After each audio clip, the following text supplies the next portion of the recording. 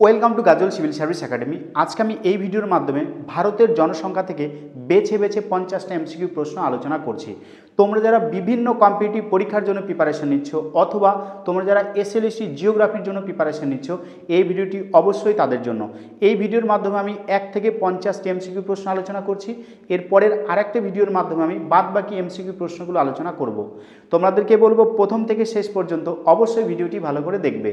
দেখো, প্রথম যে প্রশ্নটা দেওয়া আছে তা হলো ভারতের দ্বিতীয় জনবহুল জেলার নাম কি?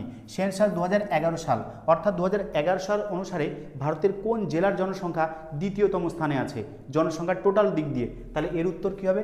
উত্তর 24 পরগনা। 2011 সালের সেন্সাস অনুসারে উত্তর 24 পরগনাতে কিন্তু 1 কোটির উপরে জনসংখ্যা আছে। এবং তাহলে 2011 সালের সেন্সাস অনুসারে ভারতে কোন জেলার মধ্যে জনসংখ্যা সবচেয়ে বেশি? সেটার কিন্তু উত্তর হবে থানে। তাহলে থানায় হচ্ছে 1 নম্বর ছিল থানে, আর 2 নম্বর ছিল হচ্ছে আমাদের পশ্চিমবঙ্গের উত্তর 24 পরগনা। 2 নম্বর প্রশ্ন আছে, দেখো ডোগরা জাতি। ডোগরা কিন্তু একটা ট্রাইব।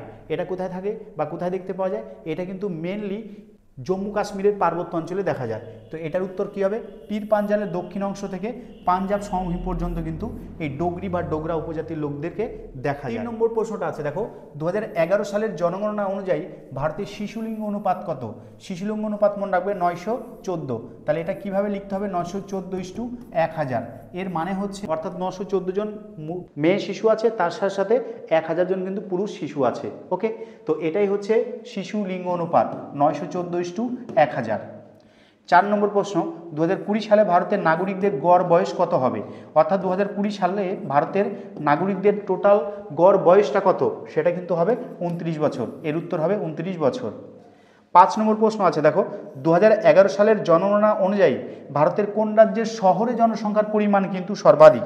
তাহলে এই রাজ্যগুলোর মধ্যে কোন রাজ্যের শহরে জনসংখ্যার পরিমাণটা সর্বাধিক? তো এটার উত্তর কিন্তু অবশ্যই হবে মহারাষ্ট্র। এটা কিন্তু তামিলনাড়ু হবে না, কেউ কিন্তু ভুল করে এটা তামিলনাড়ু করতে পারো, কিন্তু এটার উত্তর হবে মহারাষ্ট্র। অর্থাৎ প্রশ্নটাই বলেছে যে 2011 সালের সেন্সাস অনুসারে ভারতের কোন রাজ্যে শহরে লোক সংখ্যা বেশি বাস করে? তো সেটার উত্তর কিন্তু হবে টোটাল লোক সংখ্যা শহরে বেশি বাস করে, সেটা হচ্ছে মহারাষ্ট্র। ওকে, আচ্ছা 6 নম্বর প্রশ্ন বলেছে, দেখো 2011 সালের জনগণনা অনুসারে ভারতে 35 বছরের কম বয়সী জনসংখ্যার শতকরা শতাংশ কত? মনে রাখবে এটার উত্তর হবে 65%। অর্থাৎ 35 বছরের কম বয়সী জনসংখ্যা মানে হচ্ছে ইয়াং পপুলেশন। তো ইয়াং এজ পপুলেশন কিন্তু গোটা পৃথিবীর মধ্যে আমাদের ভারতেই সবচেয়ে বেশি আছে। তাহলে এটার উত্তর কত হবে? ডি, 65%। 7 নম্বর প্রশ্ন আছে, দেখো বলছে নিচের কোন রাজ্যটিতে ঋণাত্মক জনসংখ্যা বৃদ্ধি হয়েছে? ঋণাত্মক জনসংখ্যা মানে হচ্ছে ধরো 2001 সালে জনগণনা ছিল 2001 সালে জনসংখ্যা ছিল 100 জন, আর 2011 সালে সেই জনসংখ্যা হয়ে গেছে 95 জন। তাহলে জনসংখ্যা বেড়েছে না কমেছে? তাহলে জনসংখ্যাটা কমেছে, কত পার্সেন্ট কমেছে? 5%। তাহলে 100 জনের মধ্যে কত পার্সেন্ট কমেছে? 5%। তো এইরকমই ভারতের মাত্র একটা রাজ্য আছে যেখানে 2001 থেকে 11 সালের মধ্যে জনসংখ্যা বৃদ্ধি না পেয়ে হ্রাস পেয়েছে। তো এটার উত্তর কী হবে? নাগাল্যান্ড। নাগাল্যান্ডের জনসংখ্যা ঋণাত্মক বৃদ্ধি হয়েছে, -0.5% কিন্তু এর গ্রোথ রেট। 8 নম্বর প্রশ্ন, 2011 সালের জনগণনা অনুযায়ী সর্বাধিক নগরায়ন ঘটেছে কোন রাজ্যে? এটা কিন্তু ভীষণ ইম্পর্টেন্ট। সর্বাধিক মানে টোটাল পপুলেশনের সাপেক্ষে পার্সেন্টেজ হিসাবে আরবানাইজেশনের পার্সেন্টেজ বা শতকরা হারটা কত? দেখো এখানে বলেছে প্রথমে, দেখো মহারাষ্ট্র। মহারাষ্ট্রে মনে রাখবে নিয়ার অ্যাবাউট 45% লোক শহরে থাকে। আচ্ছা তামিলনাড়ুতে থাকে 48%। আচ্ছা কেরালাতে থাকে হচ্ছে 47% শহরে লোক থাকে বা আরবানাইজেশন হচ্ছে 47%, আর গোয়াতে থাকে হচ্ছে 62%। তাহলে সর্বাধিক নগরায়ন বলেছে, এটার উত্তর কী হবে? এটা কিন্তু উত্তর হবে গোয়া। অর্থাৎ গোয়াতে যদি 100 জন লোক থাকে তাহলে 62 জন লোক কোথায় থাকে? শহরে থাকে। আর এদিকে মহারাষ্ট্রে যদি 100 জন লোক থাকে তাহলে 45 জন কোথায় থাকে? না শহরে বাস করে। এটাকে বলা হয় আরবানাইজেশন বা এটাকে বলা হয় শহরে বসবাস করা পপুলেশন। 9 নম্বর, আদমশুমারি 2011 অনুযায়ী কোন রাজ্যটিতে জনঘনত্ব সর্বনিম্ন? জনঘনত্ব মানে কি? মোট জনসংখ্যাকে মোট জমির পরিমাণ দিয়ে ভাগ করলে যে সংখ্যাটা পাওয়া যায় সেটাই হচ্ছে জনঘনত্ব। অর্থাৎ অন্যভাবে আমরা বলতে পারি 1 কিলোমিটার 1 কিলোমিটার 1 কিলোমিটার 1 বর্গ কিলোমিটার এরিয়াতে কতজন লোক বাস করছে সেটাকে আমরা বলবো জনঘনত্ব। ওকে, বলছে 11 সালের সেন্সাস অনুযায়ী ভারতের কোন রাজ্যের জনঘনত্ব সর্বনিম্ন বলেছে? সর্বনিম্ন কিন্তু উত্তর হবে অরুণাচল প্রদেশ। মনে রাখবে মাত্র 17 জন প্রতি বর্গ কিলোমিটারে অরুণাচল প্রদেশে লোক বসবাস করে। ওকে, তাহলে এটার উত্তর কত হবে? 17 জন। 10 নম্বর প্রশ্ন আছে, দেখো ভারতের জনসংখ্যার ইতিহাসে নিম্নের কোন বছরটিকে ইয়ার অফ গ্রেট ডিভাইড বলা হয়? ইয়ার অফ গ্রেট ডিভাইড মানে কোন দশকে জনসংখ্যা বৃদ্ধি না পেয়ে হ্রাস পেয়েছে? এটা মনে রাখবে 1911 থেকে 1921 সাল, এই 21 সালের সেন্সাসে কিন্তু জনসংখ্যার কী হয়েছে, নেগেটিভ গ্রোথ হয়েছে। ঠিক আছে, তাহলে এটার উত্তর কী হবে, 1921 সাল। এখন প্রশ্ন হচ্ছে 1911 থেকে 1921 সাল পর্যন্ত জনসংখ্যা বৃদ্ধি না পেয়ে হ্রাস পেল কেন? দেখো এই সালের মধ্যে 1914 সালে কী হয়েছিল, প্রথম বিশ্বযুদ্ধ হয়েছিল এবং সেক্ষেত্রে ভারতও কিন্তু প্রথম বিশ্বযুদ্ধের পার্ট হয়েছিল। তার ফলে ভারতের প্রচুর সৈন্য সংখ্যা মারা গিয়েছিল, তার সাথে সাথে ভারতের দুর্ভিক্ষ হয়েছিল, প্রচুর জনসংখ্যা মারা গিয়েছিল। এই 10 বছরের জনসংখ্যা বৃদ্ধি না পেয়ে উল্টে কী হয়েছিল, হ্রাস পেয়েছে, তাই এটাকে বলা হয় ইয়ার অফ গ্রেট ডিভাইড। ওকে, 11 নম্বর প্রশ্ন, সর্বাধিক তপশিলি জাতির জনসংখ্যা দেখা যায়। তপশিলি মানে এসসি পপুলেশন। এই এসসি পপুলেশন এই রাজ্যগুলোর মধ্যে কোন রাজ্যে সবচেয়ে বেশি দেখা যায়? এটা কিন্তু উত্তর হবে পশ্চিমবঙ্গ। পশ্চিমবঙ্গে কিন্তু এই মিজোরাম, হরিয়ানা, ত্রিপুরা, পশ্চিমবঙ্গ, এর মধ্যে পশ্চিমবঙ্গ রাজ্যে কিন্তু এসসি পপুলেশনের সংখ্যাটা সবচেয়ে বেশি। 12 নম্বর প্রশ্ন আছে দেখো, বিশ্বের বৃহত্তম জনবহুল দেশ কোনটা? মনে রাখবে বিশ্বের বৃহত্তম জনবহুল দেশ 2022 সালের আগে পর্যন্ত 2022 সালের আগে পর্যন্ত ছিল কিন্তু চীন। কিন্তু 2022 সালের পর থেকে বা 2022 সালের শেষের দিক থেকে পৃথিবীতে সবচেয়ে বেশি জনসংখ্যা আছে কিন্তু এখন ভারতে, তাই এটার উত্তর হবে কিন্তু ভারত। বর্তমান বলতে ভারতকে বোঝাবে বা বর্তমান সময়কেই ধরতে হবে। আর যদি সাল উল্লেখ করে দেয় যে 2020 সাল, 2019 সাল বা 2011 সাল, সেক্ষেত্রে কিন্তু উত্তর কী করতে হবে, সেক্ষেত্রে উত্তর কিন্তু চীন করতে হবে। বর্তমানে ভারতের জনসংখ্যা কিন্তু 146 কোটি জনসংখ্যা আছে বর্তমান ভারতে। ওকে, 13 নম্বর প্রশ্ন, পৃথিবীর মোট জনসংখ্যার কত শতাংশ ভারতে থাকে? দেখো পৃথিবীতে যদি 100% লোক ধরি টোটালটাকে, তার মধ্যে ভারতে কিন্তু 17.5% লোক কিন্তু আমাদের ভারতে বসবাস করে। ঠিক আছে, তাহলে পৃথিবীর মোট জনসংখ্যার কত শতাংশ ভারতে? 17.5%। কিন্তু মোট স্থলভাগের মাত্র 2.4% কিন্তু আমাদের ভারতের ভূখণ্ডের মধ্যে আছে। তাহলে স্থলভাগে দেখো মাত্র 2.4%, অথচ জনসংখ্যার ক্ষেত্রে আবার 17.5% কিন্তু ভারতের মধ্যে আছে। তাই ভারতে কিন্তু জমির উপর জনসংখ্যার কিন্তু হিউজ প্রেশার আছে। 14 নম্বর প্রশ্ন আছে দেখো, ভারতের প্রথম আদমশুমারি হয়। মনে রাখবে ভারতে কিন্তু প্রথম যে আদমশুমারি হয় সেটা কিন্তু 1872 সালে লর্ড মেয়োর শাসনকালে, লর্ড মেয়োর শাসনকালে কিন্তু ভারতে প্রথম আদমশুমারি হয়। এরপর থেকে এরপরে 1881 সাল থেকে কিন্তু সিস্টেমেটিকভাবে জনসংখ্যা গণনা করা হয়। তাহলে ভারতে যদি বলে প্রথম জনগণনা হয় কত সালে, উত্তর হবে 1872 সালে। কার শাসনকালে? লর্ড মেয়োর শাসনকালে। কিন্তু নিয়মতান্ত্রিক বা সিস্টেমেটিকভাবে প্রথম জনগণনা কত সালে হয়, সেটা কিন্তু 1881 সালে। তারপর থেকে প্রত্যেক 10 বছর অন্তর অন্তর কিন্তু জনগণনা হচ্ছে এবং লাস্ট 2011 সালে কিন্তু জনগণনা হয়েছে। 11 সালের পরে 2021 সালে কিন্তু জনগণনা হওয়ার কথা ছিল, কিন্তু কোভিড-19 কারণে কিন্তু সেই জনগণনাটা হয়ে ওঠেনি। তাই যদি প্রশ্ন আসে যে লাস্ট কত সালে জনগণনা হয়েছে, সেটা কিন্তু 2011 সাল হবে। 1872 থেকে 2011 সাল পর্যন্ত মোট 15টি কিন্তু জনগণনা হয়েছে। এটাও কিন্তু পরীক্ষায় আসতে পারে যে এখন পর্যন্ত মোট কতবার জনগণনা হয়েছে, তাহলে এর উত্তর কিন্তু হবে 15 বার। ঠিক আছে, আচ্ছা 15 নম্বর প্রশ্ন আছে দেখো, 2001 থেকে 2011 সাল পর্যন্ত ভারতের জনসংখ্যা বৃদ্ধির হার কত? বৃদ্ধির হার মানে গ্রোথ রেট। এখন এই গ্রোথ রেটটা কিন্তু দুটো হয়। গ্রোথ রেট একটা হয় হচ্ছে বার্ষিক হয়, মানে প্রত্যেক বছর হয়, আর একটা হচ্ছে ডিকেডাল হয়, মানে প্রত্যেক 10 বছর অন্তর। তো প্রতি 10 বছর অন্তর এখানে ডিকেডাল গ্রোথটা কিন্তু বলে দিয়েছে। তাহলে 2001 থেকে 2011, তাহলে 10 বছরে বৃদ্ধির হার ছিল 17.64। তাহলে 10 বছরে যদি 17.64% হয়, তাহলে সেটা এক বছরে কত? তাহলে 10 দিয়ে ভাগ করব, তাহলে এই দশমিকটা এখানে চলে আসবে, তাহলে 10 দিয়ে ভাগ করলে কত হবে? 1.76%। এই প্রশ্নটাই আসতে পারে যে 2001 থেকে 11 সাল পর্যন্ত ভারতের জনসংখ্যার বার্ষিক গ্রোথ রেট কত? ঠিক আছে, ইয়ারলি গ্রোথ রেটটা কত? তাহলে কত হবে? 1.76% হবে এর উত্তর। এটা কিন্তু পরীক্ষাতে আসে। 16 নম্বর প্রশ্ন, ভারতের মোট জনসংখ্যার কত শতাংশ নির্ভরশীল জনসংখ্যা? মনে রাখবে ভারতের মোট জনসংখ্যার 40% লোক হচ্ছে নির্ভরশীল জনসংখ্যা। অর্থাৎ ভারতে যদি 100 জন লোক থাকে, তাহলে কারো না কারোর উপর ডিপেন্ডেন্ট কতজন আছে? 40 জন। এই 40 জনের মধ্যে শিশু আছে, মানে 15 বছরের কম বয়স হবে, ঠিক আছে, আর বছরের বেশি হবে। তাহলে এই জনসংখ্যাটা কি ভারতে নির্ভরশীল জনসংখ্যা। এরা কিন্তু মধ্য এজের যে পিপুল আছে বা জনসংখ্যা আছে, তাদের উপর কোনো না কোনোভাবে কিন্তু নির্ভরশীল। 2011 সালের জনগণনা অনুযায়ী ভারতের জনঘনত্ব কত? মনে রাখবে 2011 সালের সেন্সাস অনুসারে ভারতের জনঘনত্ব হচ্ছে 382 জন প্রতি বর্গ কিলোমিটারে। অর্থাৎ ভারতে প্রতি বর্গ কিলোমিটারে কতজন লোক বসবাস করে? 382 জন। এটা কত সালের ডেটা অনুসারে? এটা কিন্তু 2011 সালের ডেটা অনুসারে। আর এখন 2025 সাল চলছে, এখন যদি হিসাব করি তাহলে এই সংখ্যাটা কিন্তু অনেক বেশি হয়ে যাবে, প্রায় 450 জনের মতো হয়ে গেছে। 18 নম্বর প্রশ্ন আছে দেখো, বলছে 2011 সালের জনগণনা অনুযায়ী ভারতের সর্বাধিক জনঘনত্বযুক্ত রাজ্য কোনটা। তাহলে ভারতের সর্বাধিক জনঘনত্বপূর্ণ রাজ্য কিন্তু এখন হবে বিহার। এর জনঘনত্ব কত? 1102 জন প্রতি বর্গ কিলোমিটারে। 1102 জন প্রতি বর্গ কিলোমিটারে বিহারের জনঘনত্ব। তাহলে ভাবো বিহারে তার মানে প্রতি বর্গ কিলোমিটারে এভারে কতজন আছে? অ্যাভারেজে 1102 জন আছে। আর পশ্চিমবঙ্গে কিন্তু জনঘনত্ব কত জানো? 1029 জন প্রতি বর্গ কিলোমিটারে। কিন্তু যদি পরীক্ষায় প্রশ্ন আসে যে 2001 সালের ডেটা অনুসারে ভারতের কোন রাজ্যে জনঘনত্ব সবচেয়ে বেশি, তাহলে এর উত্তর হবে ওয়েস্ট বেঙ্গল। আর তার চলো 19 নম্বর প্রশ্ন আছে দেখো, ভারতের সবচেয়ে কম জনঘনত্বযুক্ত রাজ্য কোনটা। ভারতের সবচেয়ে কম জনঘনত্বপূর্ণ রাজ্য কিন্তু অরুণাচল প্রদেশ। এটার উত্তর কত? 17 জন হবে প্রতি বর্গ কিলোমিটারে। ওকে। 20 নম্বর, ভারতের সর্বনিম্ন জনঘনত্বযুক্ত কেন্দ্রশাসিত অঞ্চল, অর্থাৎ কেন্দ্রশাসিত অঞ্চলের মধ্যে কোন রাজ্যে জনঘনত্বটা সবচেয়ে কম, এটার কিন্তু উত্তর হবে আন্দামান ও নিকোবর দ্বীপপুঞ্জ। এখানে হচ্ছে 46 মানে 46 জন প্রতি বর্গ কিলোমিটারে লোক বসবাস করে। 21 নম্বর প্রশ্ন আছে দেখো, নিম্নের কোন রাজ্যে জনসংখ্যা বৃদ্ধির হার সর্বাধিক। এখানে বলছে রাজ্য হিসাবে জনসংখ্যা বৃদ্ধির হার সর্বাধিক কিন্তু মেঘালয়ে আছে। মেঘালয় প্রায় 27.95% জনসংখ্যার বৃদ্ধি হয়েছে 2001 থেকে 2011 সালের মধ্যে। তাহলে ভারতের কোন রাজ্যে জনসংখ্যা বৃদ্ধির হারটা সর্বাধিক, সেটা কিন্তু মেঘালয়। কত হবে? 27.95%। আচ্ছা 22 নম্বর প্রশ্ন আছে দেখো, ভারতের সর্বাধিক জনঘনত্ব সংখ্যা বৃদ্ধির হার বিশিষ্ট কেন্দ্রশাসিত অঞ্চল কোনটা। অর্থাৎ ভারতের কোন কেন্দ্রশাসিত অঞ্চলে জনসংখ্যা বৃদ্ধির হারটা সবচেয়ে বেশি, এটার কিন্তু উত্তর হবে দাদরা ও নগর হাভেলি। এটাতে মনে রাখবে 55% জনসংখ্যা বৃদ্ধির হার দাদরা ও নগর হাভেলিতে। ওকে। 23 নম্বর, ভারতের লিঙ্গানুপাত অর্থাৎ প্রতি হাজার পুরুষের নারীর সংখ্যা কত।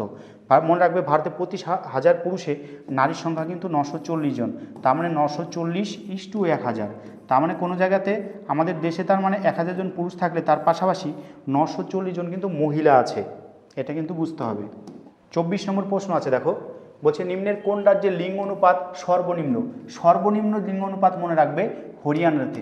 এগুলো কিন্তু প্রত্যেকটাই 2011 সালের ডেটা অনুসারেই পড়তে হবে আমাদেরকে, মনে রাখবে যতক্ষণ না পরের সেন্সাস সম্পূর্ণ হচ্ছে। তাহলে কী হবে? এটা হরিয়ানা। হরিয়ানার লিঙ্গানুপাত কত? 879 জন প্রতি বর্গ, 879:1000। ঠিক আছে। তার লিঙ্গ অনুপাত সবচেয়ে কোথায় কম? সবচেয়ে কোথায় কম হচ্ছে হরিয়ানাতে। সেটা কত? 879:1000, মানে 1000 পুরুষ প্রতি 879 জন মহিলা আছে কোথায়? হরিয়ানাতে। 25 নম্বর, নিম্নের কোন রাজ্যে লিঙ্গ অনুপাত সর্বাধিক? লিঙ্গ অনুপাত সবচেয়ে বেশি মনে রাখবে কেরল রাজ্যে। এই কেরল রাজ্যে লিঙ্গ অনুপাত 1084:1000। তার মানে কেরলে 1000 পুরুষ থাকলে তার পাশাপাশি 1084 জন কিন্তু নারী বা মহিলা আছে। মনে রাখবে সমাজে বা সোসাইটিতে যখন এই সেক্স রেশিও বা লিঙ্গানুপাতটা সমান হবে বা নারীর সংখ্যাটা বেশি হবে, তখন কিন্তু ডেভেলপমেন্টটা বেশি হবে। ওকে। 26 নম্বর, ভারতের কেন্দ্রশাসিত অঞ্চলগুলির মধ্যে সর্বনিম্ন লিঙ্গ অনুপাত দেখা যায় কোন রাজ্যে। মানে কেন্দ্রশাসিত অঞ্চলগুলোর মধ্যে সর্বনিম্ন যদি বলে যে কোথায় লিঙ্গ অনুপাত দেখা যায়, তাহলে এটার কিন্তু উত্তর হবে দমন এবং দিউতে। দমন এবং দিউতে কিন্তু সর্বনিম্ন লিঙ্গ অনুপাত দেখা যায়। 27 নম্বর প্রশ্ন দেখো, নিম্নের কোনটি সর্বাধিক লিঙ্গ অনুপাত সম্পূর্ণ জেলা। মানে এই জেলাগুলোর মধ্যে কোন জেলাতে লিঙ্গ অনুপাত সবচেয়ে বেশি, এটা কিন্তু উত্তর হবে মাহে। মাহে কোথাকার আছে? মাহে হচ্ছে পুদুচেরি যে ইউনিয়ন টেরিটরি আছে বা কেন্দ্রশাসিত অঞ্চল আছে তার একটা জেলা। এই একটা জেলা হচ্ছে মাহে। আর এই মাহে জেলাতে কিন্তু সর্বাধিক লিঙ্গ অনুপাত দেখা যায়। 28 নম্বর প্রশ্ন, নিম্নের কোনটি সর্বনিম্ন লিঙ্গ অনুপাত সম্পূর্ণ জেলা। ঠিক আছে, এখানে কি বলছে? সর্বাধিক। এটা কিন্তু সর্বাধিক ছিল, আর এটা কি হবে? সর্বনিম্ন। সর্বনিম্ন উত্তর হবে কিন্তু দমন। তাহলে এর মধ্যে দমনে কিন্তু সর্বনিম্ন লিঙ্গ অনুপাত দেখা যায়। 29 নম্বর প্রশ্ন আছে দেখো, ভারতের শিশুদের, শিশু বলতে 0 থেকে 6 বছর বয়সী বাচ্চাদের মধ্যে লিঙ্গ অনুপাত কত? এটার উত্তর হবে কিন্তু 914:1000। এই 914:1000 এর মানে হচ্ছে ভারতে যদি 1000 জন পুরুষ শিশু থাকে তার পাশাপাশি 914 জন কি আছে? মেয়ে শিশু আছে। ওকে। এটা কিন্তু ভীষণ খারাপ অবস্থা। এখানে কিন্তু অনেকটাই কম মেয়ের সংখ্যা তুলনায়, কার তুলনায় না পুরুষের সংখ্যা। তো এই সংখ্যাটা যখন বড় হবে তখন সমাজে কিন্তু একটা ডিসব্যালেন্স তৈরি হবে, অর্থাৎ পুরুষ জনসংখ্যাটা বেশি হবে আর নারী বা মহিলার সংখ্যাটা কিন্তু অনেকটাই কম তৈরি হবে। আচ্ছা, ভারতের সাক্ষরতার হার কত? ভীষণ ইম্পর্টেন্ট। এটাও কিন্তু সেই 2011 সালেরই সব ডেটা। তাহলে 2011 সাল অনুসারে ভারতের সাক্ষরতার হার 74.04%। আর যদি বলে ওয়েস্ট বেঙ্গলের সাক্ষরতার হার কত এই 2011 সালের ডেটা অনুসারে, তাহলে সেটা উত্তর হবে 77.08%। ওকে, মানে ভারতের অ্যাভারেজ থেকে পশ্চিমবঙ্গের অ্যাভারেজ অনেকটা বেশি আছে লিটারেসির ক্ষেত্রে। 31 নম্বর, ভারতের সর্বাধিক সাক্ষরতা হার বিশিষ্ট রাজ্যের নাম কি? তো দেখো কি বলছে, ত্রিপুরা, মিজোরাম, গোয়া, কেরল। এর মধ্যে কিন্তু কেরল রাজ্যে ভারতের সবচেয়ে বেশি স্বাক্ষর রাজ্য, এখানে সাক্ষরতার হার হচ্ছে 93.91%। ওকে, আর যদি বলে সর্বনিম্ন কোথায় আছে, তাহলে সেটা হবে কিন্তু বিহার। তাহলে বিহার রাজ্যে ভারতের মধ্যে সবচেয়ে কম সাক্ষরতা বিশিষ্ট রাজ্য, মাত্র 62%-এর কাছাকাছি কিন্তু বিহারের সাক্ষরতার হার। 32 নম্বর প্রশ্ন আছে, দেখো বলছে ভারতের কোন রাজ্যে মহিলাদের সাক্ষরতার হার সর্বনিম্ন? মনে রাখবে মহিলাদের সাক্ষরতার হার যদি সর্বনিম্ন বলে তাহলে সেটার উত্তর কিন্তু রাজস্থান হবে। তাহলে যতগুলো রাজ্য আছে ভারতে তার মধ্যে মহিলাদের শিক্ষার হার সবচেয়ে কম কোন রাজ্যে, সেটা হচ্ছে রাজস্থান রাজ্যে। আচ্ছা, 2001 থেকে 2011 জনগণনা দশকের মধ্যে ভারতের সাক্ষরতার হার বৃদ্ধি পেয়েছে কতটা? ভারতে বৃদ্ধি পেয়েছে কিন্তু প্রায় 9%। ওকে, আচ্ছা 34 নম্বর, ভারতের মহিলা সাক্ষরতার হার কত? মনে রাখবে ভারতের মহিলা সাক্ষরতার হার হচ্ছে 65.46%। আর পুরুষ বা মেল লিটারেসি রেট কত? মেল লিটারেসি রেট কিন্তু প্রায় 82%। আর এই দুটোকে যখন অ্যাভারেজ করা হবে, অ্যাভারেজ করলে কত হবে? 74.04% হবে ভারতের অ্যাভারেজ লিটারেসি বা সাক্ষরতার হার। 35 নম্বর প্রশ্ন আছে, দেখো বলছে 2001 থেকে 2011 সালের মধ্যে জনসংখ্যা বৃদ্ধির হার সর্বাধিক কোথায়? সর্বাধিক যদি বলে, দেখো মেঘালয়ে কিন্তু হয়েছে কত? 27.95%। ওকে, আর দাদরা নগর হাভেলিতে হয়েছে 55%, মানে এরও একটু বেশি আছে প্লাস। ঠিক আছে, তাহলে উত্তর কী হবে? দাদরা ও নগর হাভেলি 55%। ওকে, 36, ভারতের ঋণাত্মক জনসংখ্যা বৃদ্ধির হার দেখা যায় নাগাল্যান্ডে। ঠিক আছে, মনে রাখবে 2001 থেকে 11 সালের মধ্যে ভারতে হচ্ছে নাগাল্যান্ড রাজ্যে কিন্তু জনসংখ্যা বৃদ্ধি না পেয়ে হ্রাস পেয়েছে। ঠিক আছে, এবং সেই হ্রাস পাওয়ার পরিমাণটা কত আছে? -0.5%। ওকে, তাহলে এটার উত্তর কী হবে? উত্তর হবে এ, -0.5%। 37 নম্বর, ভারতের স্থূল সাক্ষরতার হার, এটাকে বলছে ক্রুড লিটারেসি রেট, এটা কত? এটা কিন্তু অনেকটাই কম, 4.32%। ওকে, 38 নম্বর প্রশ্ন আছে, দেখো ভারতের কোন রাজ্যের গ্রামীণ জনসংখ্যার শতকরা হার সর্বাধিক? অর্থাৎ এর মধ্যে কোন রাজ্যে শহরে জনসংখ্যা না গ্রামের সংখ্যা সবচেয়ে বেশি থাকে, তার মানে উল্টাটা, যে কোন রাজ্যে শহরে জনসংখ্যার পরিমাণটা সর্বনিম্ন। তাহলে শহরে জনসংখ্যার পরিমাণ যদি সর্বনিম্ন হয় তবেই সেই যে রাজ্যে কিন্তু গ্রামের জনসংখ্যার পরিমাণটা সর্বাধিক হবে। মনে রাখবে হিমাচল প্রদেশ এমন একটা রাজ্য, সেই 2011 সালের সেন্সাস অনুসারেই কিন্তু বলছি সব। হিমাচল প্রদেশ এমন একটা রাজ্য, এখানে আরবানাইজেশনের পরিমাণ হচ্ছে মাত্র 10%।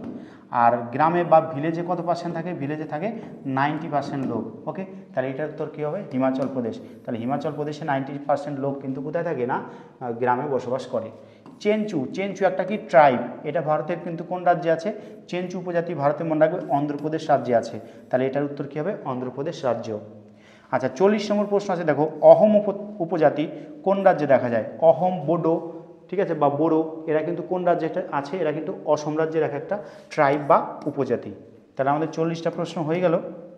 41 নম্বর প্রশ্ন আছে, দেখো বলছে মারেশি উপজাতি ভারত ছাড়ার কোন দেশে দেখা যায়? তাহলে মারসি এটা একটা উপজাতি বা ট্রাইব, এটা ভারত ছাড়া কিন্তু ভারতের আশেপাশে নেপাল দেশে কিন্তু আছে। 42 নম্বর প্রশ্ন, ভারতের কোন রাজ্যের মোট জনসংখ্যার সাপেক্ষে তপশিলি উপজাতির জনসংখ্যার হার সর্বাধিক? হার মানে মনে রাখবো পার্সেন্টেজ, যখনই হার শব্দ থাকবে তখনই বুঝতে হবে এটা পার্সেন্টেজ দিয়ে চেয়েছে। তাহলে ভারতের কোন রাজ্যের মোট জনসংখ্যার সাপেক্ষে তপশিলি উপজাতি, তপশিলি উপজাতি মানে হচ্ছে শিডিউল ট্রাইব, মানে এসটি পিপুল। তাহলে এসটি জনসংখ্যা কোথায় আছে এর মধ্যে? মনে রাখবা এর মধ্যে এসটি পিপুল হচ্ছে মিজোরাম। মিজোরামের সমস্ত অধিবাসীদেরই কম বেশি এসটি জাতির মধ্যে তারা পড়ে। 43 নম্বর প্রশ্ন আছে, দেখো বলছে মোট জনসংখ্যার সাপেক্ষে নিম্নের কোন রাজ্যে তপশিলি জাতিভুক্ত জনসংখ্যার হার শতকরা সর্বাধিক? তার মানে এটা এসসি জনসংখ্যা। মনে রাখবে পাঞ্জাব এমন একটা রাজ্য, পাঞ্জাবে যারা আমরা পাঞ্জাবি বলে, পাঞ্জাবিরা কিন্তু সবাই কি এসসির মধ্যে পড়ে। ওকে, তাই শতকরা হার হিসাবে পাঞ্জাব এমন একটা রাজ্য যার 90% লোক কিন্তু এসসি জনসংখ্যার। আচ্ছা, বনভূমির উপর নির্ভরশীল গ্রামবাসীরা গড়ে তোলা বনভূমির মাঝে মাঝে অবস্থিত ক্ষুদ্রাকার গ্রামকে কি বলা হয়? অর্থাৎ এরকম বিশাল বড় একটা বনভূমি আছে, এর মাঝে ছোট্ট একটা গ্রাম আছে কয়েকটা বাড়িঘর মিলে, তাহলে গ্রামের মধ্যে সবুজ অরণ্যের মধ্যে বাড়িঘর, তাই এটাকে বলা হয় সবুজ গ্রাম। উত্তর কী হবে? বি, সবুজ গ্রাম হবে।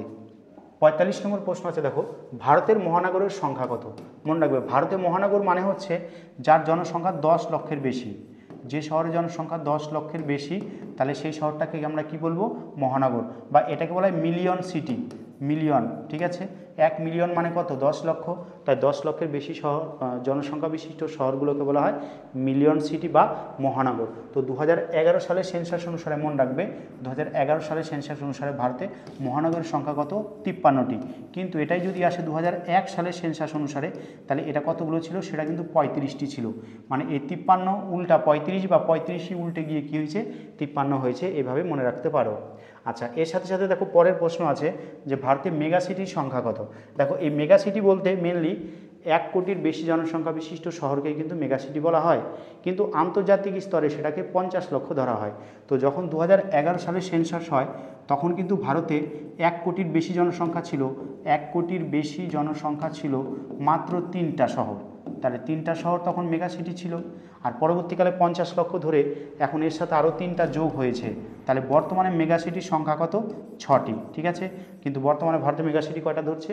6টা ধরছে। তাহলে উত্তর কী হবে? 6টি। এই 6টি কী কী দেখে নাও।